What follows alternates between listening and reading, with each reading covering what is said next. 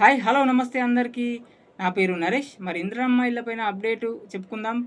మరి ఈ మధ్య 600 చదరపు అడుగులు మించకూడదు. మించితే మాత్రం మరి వాళ్ళకి శాంక్షన్ అయినా కూడా వాళ్ళు క్యాన్సిల్ చేస్తామని పొంగులేటి శ్రీనివాసరెడ్డి గారు చెప్తున్నారు. వాళ్ళు మరి బిలో పవర్టీ లైన్ కిందికి రారు అని చెప్తున్నారు. ఇలాంటి కొత్త రూల్స్ అయితే చెప్తున్నారు. మొదటనేమో 400 మినిమం 400 చదరపు అడుగులు ఉండాలని చెప్పినారు.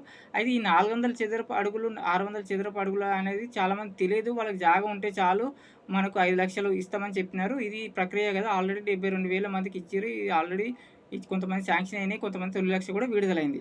అయితే ఇప్పుడు రూల్ మారిన కొద్దీ కొంతమంది ఇబ్బంది పడుతున్నారు. ఈ కన్ఫ్యూజన్ 600, 400 చదరపు అడుగులు తెలియని వాళ్ళకి ఈ వివరాలు తెలుసుకుందాం. చిన్న అప్డేట్ చెప్తాను. దీంట్లో క్లియర్‌గా చెప్తాను. మరి కొత్తగా చూసేవాళ్ళు ప్లీజ్ సబ్స్క్రైబ్ చేసుకోండి. లైక్ అండ్ కామెంట్ చేయండి. సపోర్ట్ చేయండి. సంక్షేమ పథకాలు, రాజకీయాలపైన ఉన్నది ఉన్నట్టు అప్డేట్ చెప్తూ ఉంటాను మన ఛానల్ ద్వారా. మరిన్ని విషయాలపైన కూడా చెప్తూ ఉంటాను. ప్లీజ్ సపోర్ట్ చేయండి. మరి చదరపు అడుగులు 600 చదరపు అడుగులు అంటే ఎంత అంటే 66 గజాలు. గజాలు, ఎకరాలు, గుంటలు అనేవి వాడతాం మనం తెలంగాణలో. ఒక గుంట అంటే మనకు ఒక గుంట ఉంది. లేకుంటే 10 గజాలు, వాళ్ళు 20 గజాలు, 100 గజాలు ఈ విధంగా వాడతాం. 4 ఎకరాలు, 2 ఎకరాలు, 1 ఎకరం ఉందనే వాడుతుంటాం మనం పదాలు తెలంగాణలో. ఈ విధంగా అయితేనే అర్థమవుతుంది అందరికీ. అయితే మనకి 4 చదరపు అడుగులు, 600 చదరపు అడుగులు, 400 చదరపు అడుగులు అంటే అర్థం కాలేదు.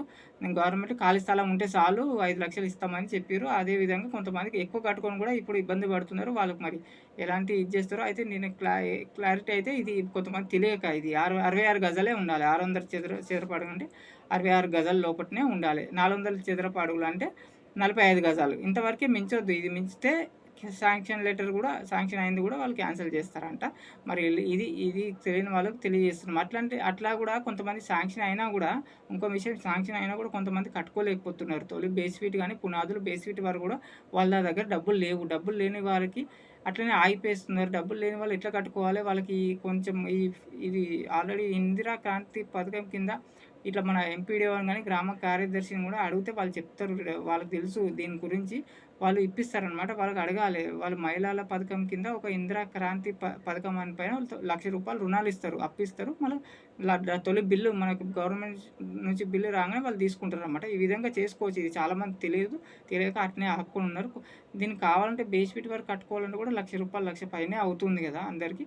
అందుకే ఈ విధంగా కూడా ఉంది. మండలం ప్రతి గ్రామంకి తెలియకపోవచ్చు. వాళ్ళు తెలుసుకొని వాళ్ళ కార్యదర్శిని అడగండి. ఎంపీ లేకుంటే ఎంపీడీఓని సంప్రదించి వీళ్ళు దాన్ని ఉపయోగించుకోండి.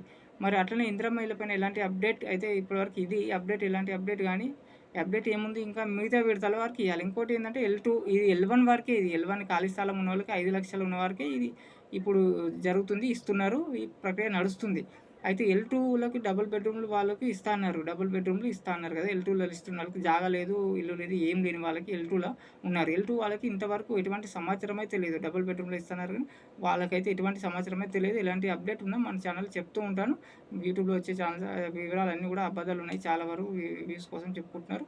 మరి ఎలాంటి అప్డేట్ అయినా ఇందిరమ్మ ఇళ్ళ పైన కానీ మిగతా సంక్షేమ పథకాల పైన కానీ ఉన్నది ఉన్నట్టు చెప్తూ ఉంటాను. ప్లీజ్ సబ్స్క్రైబ్ చేసుకోండి, లైక్ అండ్ కామెంట్ చేయండి.